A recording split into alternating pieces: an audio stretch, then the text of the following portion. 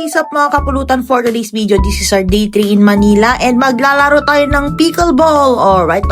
Syempre gagamitin ko na yung binili ko kahapon na pickleball court shoes. Sheesh, pakaganda naman yan, insan. Yung bago lahat ng outfit mo pero yung score mo 0, aray ko. Charot, syempre hindi tayo magpapatalo mga taga LU. Dumayo pa talaga kami dito sa Manila para maglaro ng pickleball. Dumating na nga yung binok namin na Grab, di na kami nag-drive baka kasi walang paradahan doon. Makulimlim ngayong panahon, feeling ko lalakas na naman yung ulan mamayang gabi, aray ko. From Taguig dumayo kami dito sa may The Pickle Spot Makati. O diba, dumayo talaga ng Makati para maglaro ng pickleball. Lately lang din ako nag-start maglaro at nagustuhan ko to, para siyang malaking table tennis. May drive, may top spin, may smash, may lob at marami bang iba. Di lang katawan ang gumagalaw, pati utak din, dapat madiskarte ka. Kaya as an athlete, nagustuhan ko rin talaga tong sport na to. Kaya from volleyball and table tennis, di na ako masyado nanibago. Enjoy rin talaga ang pickleball, kaya nagets ko na yung mga tao bakit linalaro ito. Medyo mahal nga lang, mauubos yung pera mo. Pero okay lang yan dahil investment din to sa sarili para may exercise din tayo mga kapulutan. Hindi yung puro kain ng kain at inom ng inom na lang. Kailangan din natin ng healthy lifestyle para di tayo magkasakit. Alright.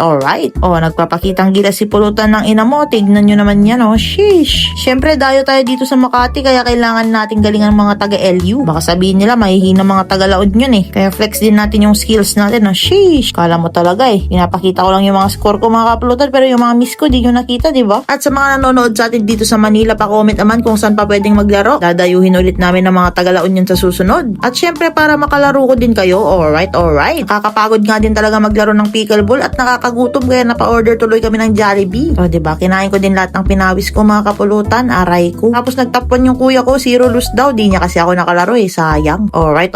Then after namin naglaro, nagbook na kami ng Grab pabalik sa kondo para maligo. May idea na siguro kayo sa susunod na mangyayari. Syempre food trip na naman yan. Dito kami nagpunta sa may Vikings. Nagkikirave kasi ako ng unlimited salmon and tuna sashimi. Tagal kasi ng Vikings sa SM La Union kaya kumain na muna ako dito. Abangan nyo yung full vlog ko mga kapulutan. Napasayaw tuloy ako. Another solid food trip na naman. Wala na naman kaming masabi kundi alright.